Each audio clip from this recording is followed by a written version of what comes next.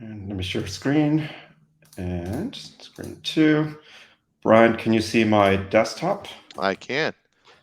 Cool. Let's get started. Thank you, everyone, for joining us today on our webinar, Secure Edge Native Architecture, where we'll look at the requirements for running edge computing platforms securely. So my name is Saad Malik, and I'm the CTO and co-founder for Spectro Cloud, and I'll also be the host for the webinar. Joining me is Bryan Rodriguez, the principal engineer and edge innovator at Intel. Bryan, a few words, please. Good morning, everyone. Thank you for joining. Well, maybe good afternoon and good evening, but looking forward to this chat. Let's get started, son. Yeah, let's get started. So in today's session, we'll cover some of the edge computing platforms and the challenges of running them, especially at scale. We will look at the requirements of how to securely run edge devices, everything from the silicon all the way up to the applications. And then we'll review the new secure edge native architecture that is jointly produced by Intel and Spectral Cloud and how it addresses many of the requirements for running edge securely. So, Brian, maybe you can tell us a little bit more about why are we here? Well, everybody has been on this cloud experience and deploying applications out there, and it's been very convenient. Well, there's been times of difficulty as we've gone through the years, but we wanted to start deploying things at the edge, and we're starting to understand that what the CSPs have done has obscured our ability to really get near the bare metal. And when we don't have the CSPs out the edge everywhere, so how do we create the same experience that we have in the cloud at the edge? So there's security, there's deployment. So there's why we're here. We need to make this problem go away, make it easier for us to deploy things at scale. And this is what we want to create an experience that makes it much easier to deploy at the edge. Saad? Yeah, yeah, absolutely. And I mean, as you know, Brian, you're working with so many different customers doing some very innovative edge projects. We're continuing to see year over year adoption of across so many verticals from healthcare to manufacturing to telcos and many more. And these organizations are really harnessing edge computing to drive real compelling use cases, everything from data processing to AI inferencing and driving industrial automation. I mean, Brian, I'm sure you're seeing the same things. I mean, Yep, across so many different places, right? So, correct. so Brian, I mean, even though you can see how there's an extension from data center to cloud and cloud to edge, do you see edge as an extension of the cloud? Do you agree with that? I do. I see it as an extension. I mean, we got to bring all aggregate data back to that. What we're recognizing is again the how difficult it is that we now have to deal with bare metal again, and the automation and the tools and the security in order to do that doesn't quite exist in the ecosystem. We do want to bring data back, and we can't just send all our IoT devices direct to the cloud because of a cost, right? There are many things going on in between. So now we recognize we need to compute that analytic world into a digital world, but locally aggregate that data and minimize the cost of the data going back to the cloud so that we can do some real centralized metrics against it. So yes, it is an extension. There are those types of environments that they are somewhat air gap that separate from the cloud, but you still create a cloud-like experience for the edge. Yeah, and absolutely. And I think that's also part of the challenge too, right? Because at a data center or in the cloud, the team that is running those platforms, those infrastructures are generally very knowledgeable. They know how to get ins and out with Yeah, both the Linux exactly. system and everything. In an edge environment, typically, if you think about retailers and restaurants, you don't have very skilled technical talent, but still being able to provide and support those devices, everything from the hardware to the hop. There's some obviously some differences there. And in fact, Brian, we did conduct an independent research, talking to Kubernetes practitioners about the top challenges. And the top three are exactly this: it's around security, management of scale, and availability. Now, Brian, what would be some of the requirements that you see on being able to run edge securely? It would be about doing basically onboarding devices in a secure and trusted fashion, being able to verify the stack, and at scale, not just during provisioning time, even after the deployment, being able to do that at scale. Also, easily create an environment that, hey, if I need to update and manage these devices with the things that change over time, what's the minimum impact we can do on the lower infrastructure?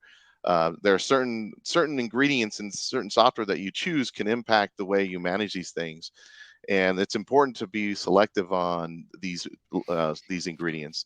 Also, the hardware that you choose, does it have the security features that enable you to protect the data at rest and in memory against multi-tenant environment, or is it just a single app that's being deployed on that infrastructure? Yep, absolutely. And, and essentially, these requirements is what led Intel and Spectro Cloud to join forces and create a reference solution called Secure Edge Native Architecture, or SENA for short. It's an architecture that won't help our customers, but it will help advance the entire industry. And it covers the entire gamut of operations, everything from being able to onboard trusted devices into our platform, from verifying the complete stack before you provision it, which would include everything from the operating system to the Kubernetes and the applications. But then once the apps are up and running, how do you provide comprehensive security both for the runtime and workloads? And of course, when you're managing at scale all the different edge environments consistently. So this is what SENA is about. And maybe Bryan, you can talk a little bit more about the why SENA. Well, I think you said it well in the previous slide. And then what I want to say more is, how do we expose the hardware features in the software? And we also want to bring forward, what are the things that you need and ingredients to enable this security during provisioning time in management at scale. Again, these are things that you don't think about in the cloud, but how do we provide that same capability in our this infrastructure that you're going to manage at scale, is how you do it through these pieces. And this is what we're going to be talking about, each parts about this. Go ahead. Yep. Yeah, and absolutely. I mean, if you think about the being able to provide edge securely, it's going to be covering all the different aspects from the hardwares to the application stacks to sit on top. So SENA itself is sitting on top of the Intel architecture, which provides many of the capabilities required at the hardware, from providing encryption for all your different memory aspects, providing the TPMs, providing all the kind of substrates and requirements so that the layer that sits on top of it is able to use it to provide the security and performance that it needs. And then at the very top, being able to run securely all of these different platforms and being able to manage them at scale. And that's where a management platform like Palo Edge would also come in. If you look at the different components that go into SENA itself, they're split across 4 different life cycles. In the deploy phase, it's about onboarding devices securely using industry standards like FIDO. Now, these days, organizations don't want to manage just the application. For them, an edge compute is running the operating system, the Kubernetes, the applications, the integrations. The security at the provision step is, how do we make sure that all the different assets that are coming for any of these different layers are protected and secure? And that's where you would use technologies like Salsa and Cosign. Now, once your applications and entire stack is up and running, being able to operate and secure it. And that essentially what means being able to secure everything at rest, in transit, and also in memory. And then again, the manage at scale, providing the entire lifecycle of day 0, day 1, day 2, as you have hundreds to thousands of locations that you're managing consistently.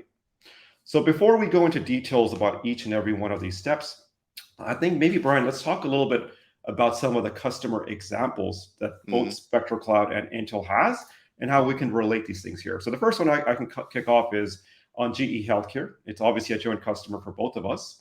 GE Healthcare is the leading manufacturing of healthcare and equipment itself, everything from the MRI machines to CT scanners to smaller IoT devices that measure things like your heart rate and blood pressure. And so now the next generation of applications that GE is building interface with these devices, like an MRI machines, and they can deliver much quicker patient outcomes locally at the hospitals. They'll do things like tumor detection and cancer detection, complete inferencing directly in the hospital without having to send sensitive information back up. So for them, aspects like security and management at scale, working with different networks because they're different hospitals, is very, very important. And then the other customer, again, also an edge requirement use case, is more in the tech agricultural space, is a company called Tevel. So what Tevel is building are some really interesting autonomous robots that are able to help with farmers. They're able to do things like harvesting ripe fruit from the trees. They're able to do pruning of branches and trees which are no longer functioning. They're also able to do things like pesticide control. Again, because there is a drone that is now running some really fancy AI inferencing, all that logic, all the compute has to run locally on top of the drones itself. And so for them, security is also very important because they don't want any of these very $1 million built models to be stolen by anybody. So for them, being able to protect everything from the silicon to the app becomes very, very important. Jumping into the actual deploy phase where you're doing onboarding, can you, Bryan, maybe let's talk a little bit about the aspect of the base layer, the TPM, and the FIDO support. Like, why is that important, and how does it actually work? So one of the things we're trying to do is minimize the touch. Well, what does that mean at the edge? Well, the amount of touch an installer and the person who opens the box, installs the device, or deploys the drone, what is their skill set? If we are deploying high cost engineers out in the field that understand with Kubernetes and all that, that could be very cost prohibitive at scale. So how do we separate the tasks out? How do we make it so that when we have a sort of an appliance at the edge of a compute device, and this is where TPM, the TPM and FIDO come in, FDO, the FIDO device onboarding from Intel.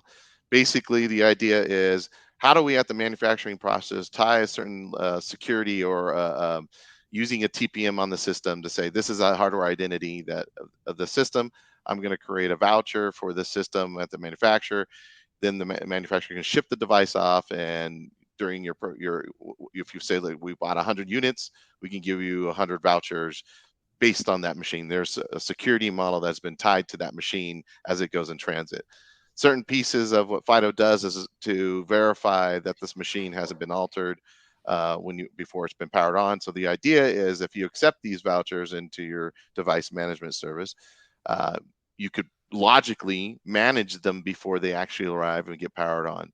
There's a whole infrastructure, a number of components to make this work, but the whole idea is this: I can guarantee when I turn this machine on, I can have a secure channel to send secrets down over this plumbing from my management utility. And when it arrives, I can begin onboarding it to the next phase. I can provision operating systems. I can send the secret for the agent to connect back to the DMS, but it's there to do minimal touch. Yeah, absolutely. And I think it becomes a foundation for being able to have a management system sits on top to Right. provide these assets. Like you said, the operating systems, the applications, anything that needs to run. There is obviously this two-way communication in terms of authenticating the actual device and then the actual aspect of provisioning something on top of it. And again, because if you think about our customers like GE Healthcare that are operating across many different hospitals across the whole world, for them, it's extremely important to be able to know that the device that is connected is actually their own device so that they don't send these sensitive models and their actual confidential workloads onto their systems without knowing which one it is. In a nutshell, in the simplest form, it removes the step of having to use a USB stick or a QR code or your phone to onboard the device. It's simply in a manner of, that step is done. Somebody can simply install it, turn it on, walk away. Yep, absolutely. I think the other important aspect to realize is that many of these new edge environments are also completely air gapped. There is either intermittent connections, and in some cases, there is no connection at all. Having a management plane that sits somewhere far away just wouldn't work. I think the aspect of being able to automatically heal and essentially self bootstrap is also extremely important, especially with the customers like Tevel, those with those autonomous drones. Right, if one of the drones becomes unhealthy, there are other drones there that could be used. There is an aspect of self coordination and self bootstrapping, being able to essentially self heal the applications and the actual operations. Now, the other aspect is, we talked about the onboarding of the actual machines, using FIDO. There is another big aspect on, there is so many different applications that are coming from everywhere. There's so many different integrations, both software that you've written yourself and also software coming from the open source world. Can you talk a little bit about how we are able to use things like salsa and cosign to be able to protect and trust the assets that are being provisioned onto our platform? Well, one of the things I always say, trust can come from validation, but also trust comes from time, right? And if you validate something enough and you validate that, hey, this is going to work over and over and over, you can create a certain level of trust with it, etc. So these technologies that you're looking at, like Cosign or Corvona, they give us the ability to create a way to trust that this thing is what it is from the source, and as we bring it down to the edge, that it hasn't been altered. These are highly important to make a successful deployment at the edge. Yep, Is there yep, like yep. anything like that side to that?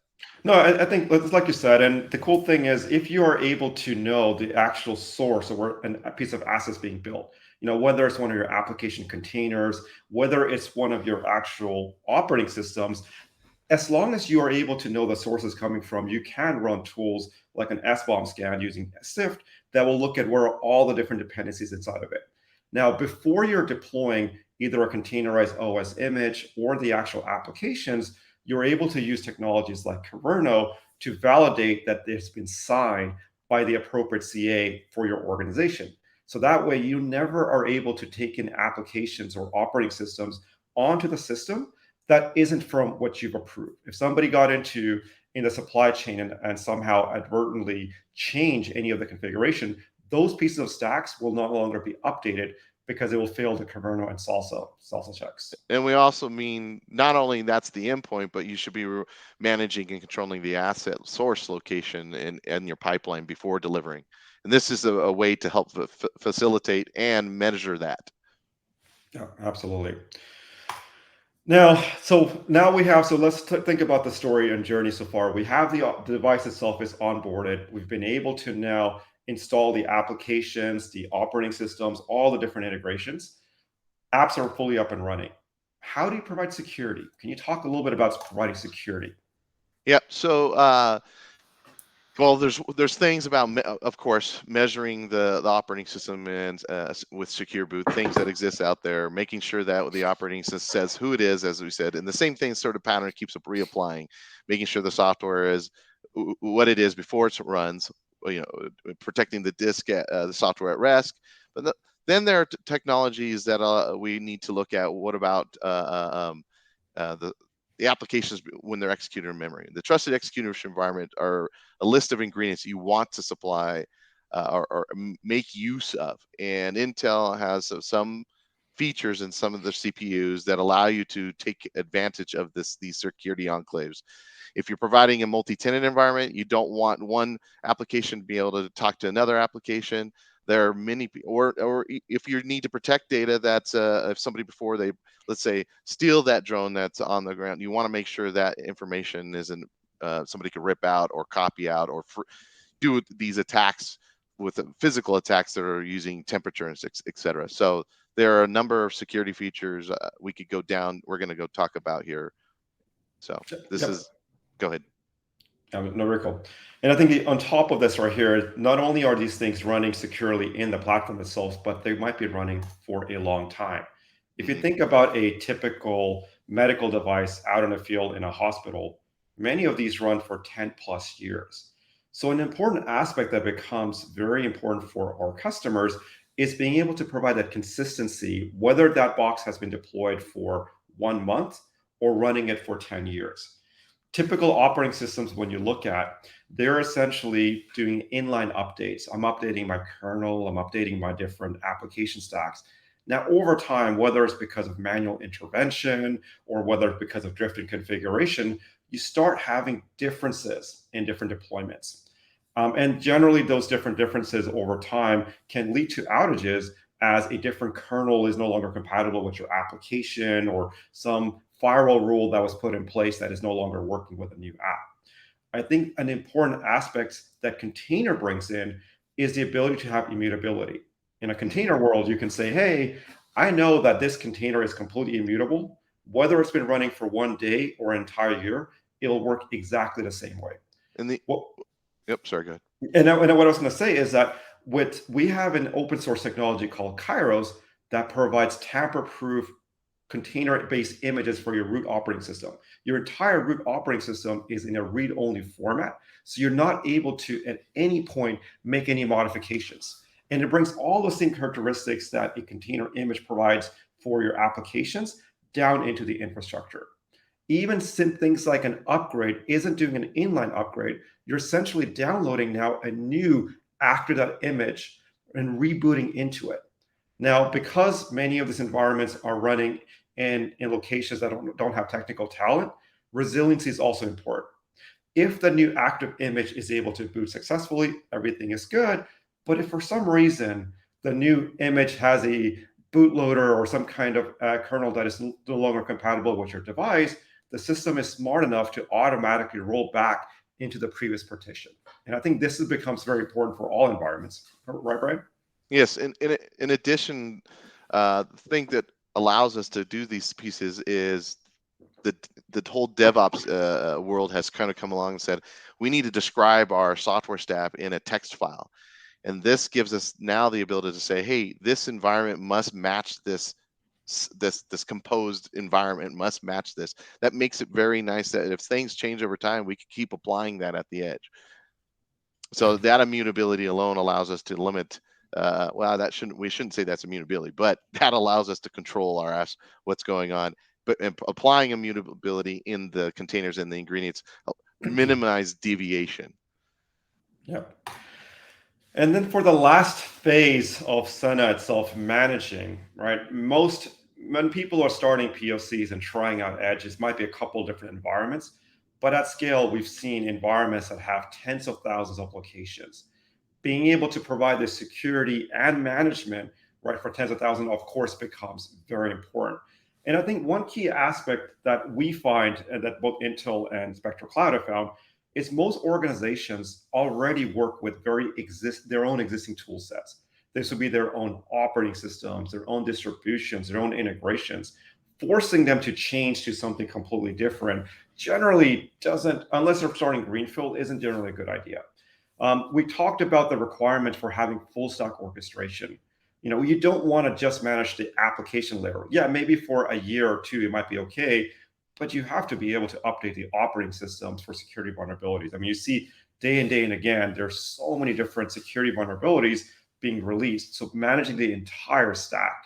I think the other aspect is security, right? Security of the platform itself, security of the applications, being able to provide a zero trust RBAC model into all of these different layers.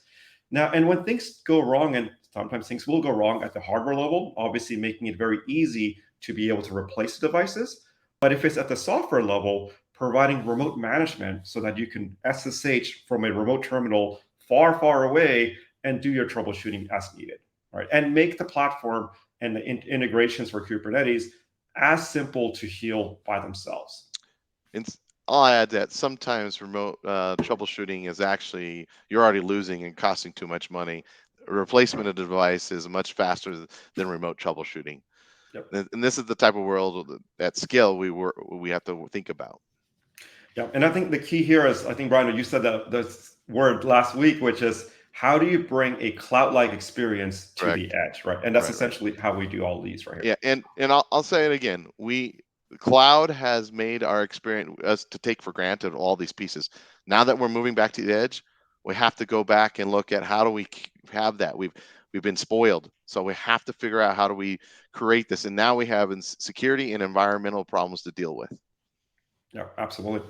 And based on these requirements and manage at scale, that's where Spectro Cloud's platform Palette Edge comes in. It's a management plane that addresses all the requirements we listed before. It delivers a centralized plane that is able to cover the entire stack, everything from the operating system to your different distributions, to all the different add-on layers and applications. It can work across many different types of hardwares, from the smallest and smallest of ARM devices to Intel Atoms to all the way largest of the Intel devices that you may run.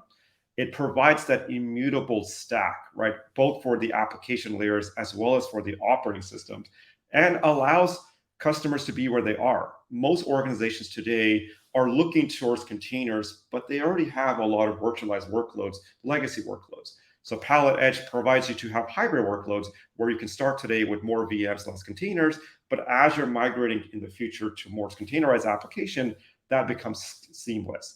And the way the platform is built, it's meant to scale to tens of thousands of clusters under management. I think before we wrap up, Bryan, are there any specific questions? Let me see. Can you read off the questions if there are any? Let me pull that up.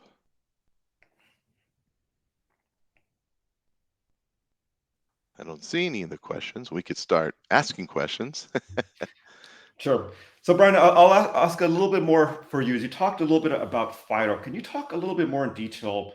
How does FIDO work? Like, what is the secret element behind to making FIDO work and to secure all these different edge devices? Um, So the one thing that is very interesting about FIDO is when you first provision the device is how it does it something called a device initialization, and how it creates a hash and discovers what is unique, physically unique about the system, and it creates this voucher from it, and then that piece is the key to making sure that some of the measurements that it does is that this thing hasn't changed over time, etc. So this voucher is done during manufacturing process, and there's something called a rendezvous server. So that when the machine first turns on, let's say one manufacturer makes this device, they go through the device initialization process. Um, they prepare the machine for shipment. They ship it off. This voucher is then given to the customer. Actually, the machine, when it turns on, it phones home or to the original manufacturer, and they call it the rendezvous server. And there's instruction to say, hey, you've sort of been sold to this new customer, and it tells that system where now to point to. So basically, it enables the underlying security, the plumbing, in order to facilitate that onboarding process without somebody doing the USB stick or the QR code and onboarding. One of the very unique things out of there is, like I said, the security piece or the physical discovery of the system that I find that I like very much. But again, it also reduces an operational cost quite a bit of having to train an extra step to the guy in the field. Yep. Oh, absolutely. I mean, do you have when you first found out about it? What were you guys doing prior to using FIDO? How were you approaching your onboarding problem? Yeah, it's honestly before FIDO was very, very challenging. You had to have very specialized keys that users would have to type in on their devices. But the challenge with that was you still didn't know whether the device was yours or not. Yeah. I think this whole thing with TPMs and being able to trust that this is the specific hardware that was shipped out is the only way of proving it out. It wasn't possible before. Yeah. And FDO can be used in multiple ways just to make sure we're all clear. So we've seen it used for provisioning operating system. We've seen it used just to onboard a particular device, piece of software, not just onboarding the device. So you can use it in multiple ways. Again, it creates that secure channel to pass secrets to, that for sure that that machine or that state of the system hasn't been altered, and that you can send down, hey, the onboarding secret for your particular software to phone home to upward. So again, there's multiple uses for it. In this scenario, we're mainly talking about for provisioning a device and onboarding it. No, fantastic. Cool. Well, Bryan, I think we're right on time. Let's wrap up. So, if there's one thing that Bryan and I can leave you here with, is that SENA, our goal is to advance the entire edge industry by considering all the requirements essential for running edge computing platforms securely. And this is There's some. everything hardware to the apps. Go ahead. Yep. Sorry, there are some questions that came in. Please. Yep. Yeah. So, are there any plans for ARM or multi architecture? Yep. Yes. From our perspective itself, the platform itself, of course, is defining the different requirements. Today, the integration is with the Intel SGX components itself, but in the future for Intel Palette, right, it can support different type of chipsets. Yeah, and then from Intel's point of view, we're not. We understand this world is going to be a mixture of x86 and ARM. It's just going to be that case. There's going to be reasons why you want to centralize your compute. It's x86, and maybe further out there's ARM processing.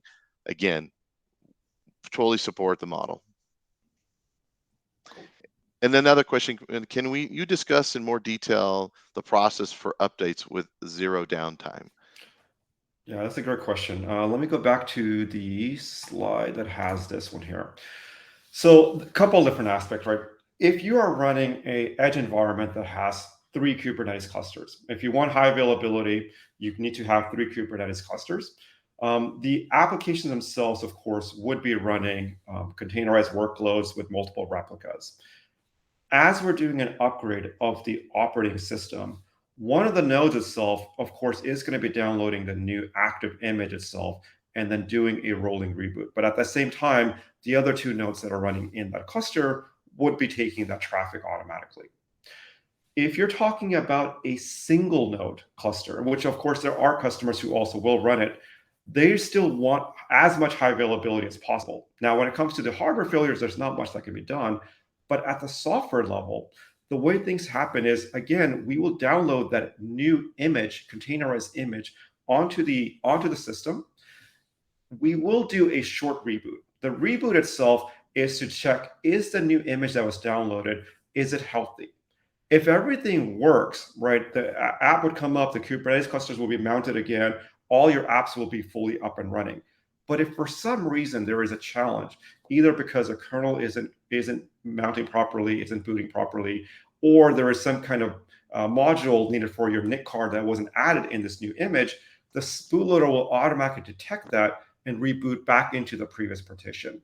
And that is what helps it keep the system always resilient all the time, right? And full auto recovery too. I'd like to add that zero downtime also comes with your service level agreement with your customer. Certain customers, based on what they want to deploy physically, will be tied to the service level agreement. So as you approach that zero downtime, the cost goes up. So you need to add physically more machines, physical power, so you have to anticipate these things. Really, the best security in some of these things is your insurance, your service level agreement, what you agree to provide a level of uptime for that. So yes, you can do it software, you can do it within the physical machine single, but the more machines you add, the better you get in that zero downtime approach for end of lifing something, for upgrading, shifting traffic to another system. So yeah, got another question came in too. Please. Okay, how do we work with Spectro Cloud in integration where customers have existing IPLB? Can we provide integration YAML customization stack that enables links? Yep, absolutely. So one of the key aspects about Spectro Cloud Palette is the flexibility. The flexibility for you to bring in your own operating systems, for you to bring in your own hardware, for you to bring in your own integrations. We have a concept called packs that allow you to customize all the different aspects you mentioned and be able to onboard your own customizations into our platform that is now deployed onto these hardwares.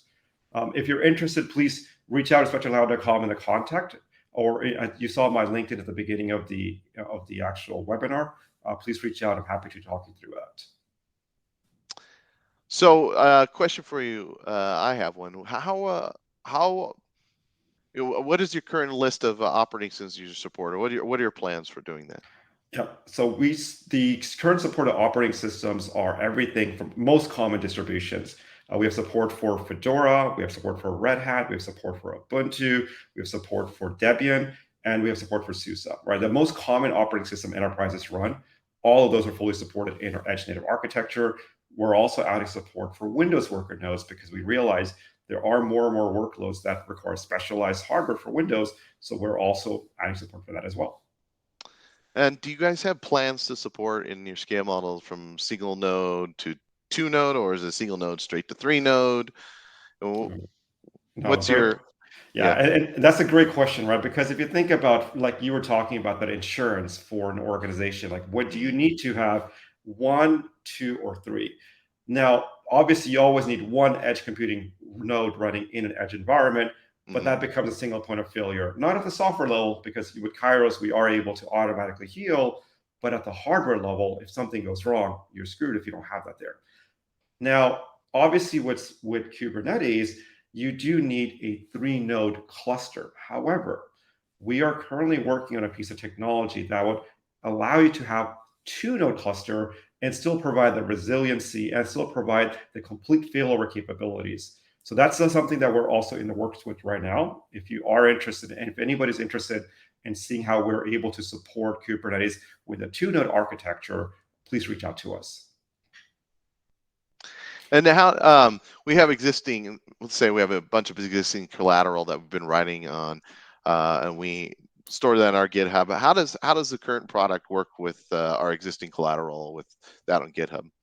Yep. So there's multiple different types of content that you may want to pull in. I mean, everything at the bottom level might be I have my ISOs for my operating systems. At the middle level, I might be my own customized version of Kubernetes. And at the app level, it might be I have manifest, I have Helm charts, I've customized. All of these different type of assets that I've mentioned are very easily be able to import it into the platform. We make it easy to add custom registries, and depending on the type of content you're bringing in, we will just pull it in. So think of Palette as a centralized repository of your policies and configuration. And then when you have the hardware boxes, you say, for these 3 boxes, make it into a single cluster, deploy this profile, this stack of applications onto these boxes here. And then from that point forward, you're managing that entire stack from that single centralized blueprint called the cluster profile. And whether it's one device or one cluster or thousands of clusters, that's how we make it seamless. I have both workloads that are containerized and VMs. Can I use SENA to help protect those assets on top of this idea? Absolutely, right. That's part of the Palette offering is that we work with both VM-based workloads and container-based workloads. The SENA architecture, from the onboarding of the devices to provisioning of the entire stack from the VMs to the containers, down to these trusted execution environments, Bryan, that you mentioned, those are all supported at both the levels, both for VMs and for containers. Mm-hmm. Do you think that how do I was going along the lines of for SENA?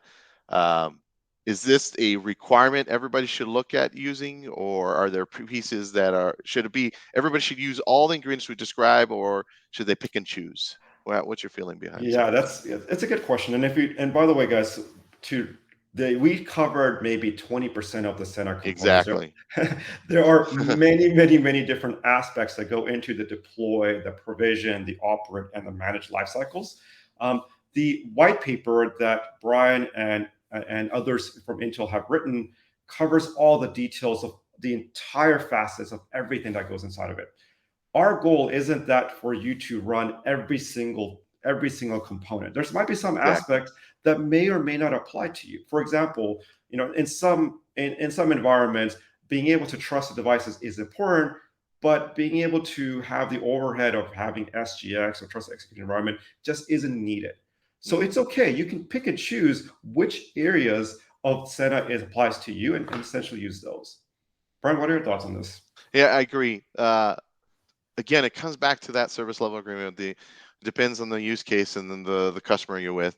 There are certain pieces you're going to want over others. One of the big things that all we see, and that seems common across every vertical, is the operational costs. How can we reduce the operational costs? Then we start looking at how do we use security in mind with that.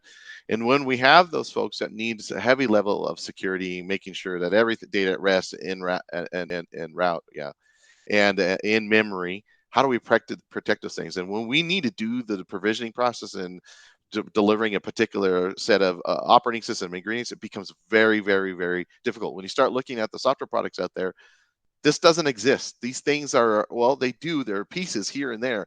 How do you cohesively put that together so that you start worrying about deploying the application to the point where I just take for this part for granted?